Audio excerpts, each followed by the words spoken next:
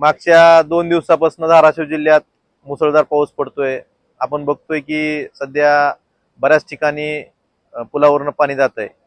माझी सर्व नागरिकांना, ग्रामस्थांना विनंती आहे की कुणीही अशा पुलावरून जाणाऱ्या पाण्यात जाण्याची म्हणजे आपण जाऊ नये. आणि आपलं जे नुकसान झालं असेल शेतीचं, विमा कंपनीच्या प्रतिनिधीशी संपर्क साधून तिथं आपण तक्रार नोंदवावी. तसेच मीही आज शासनाला विनंती करणार आहे की जे 2 दिवसात अतिवृष्टीमुळे शेती पिकाचं नुकसान झालंय याबाबत ही महसूलचे पंचनामे व्हावेत आणि आपण आपल्या स्वतःच्या पशुधनाची काळजी घ्यावी. आणि कुणालाही काय अडचण आल्यास माझ्या नंबरशी मला संपर्क साधावा किंवा माझे जे पी आहेत त्यांच्याशी संपर्क साधावा. आपण स्वतःची आणि स्वतःच्या पशुधनाची काळजी घ्यावी.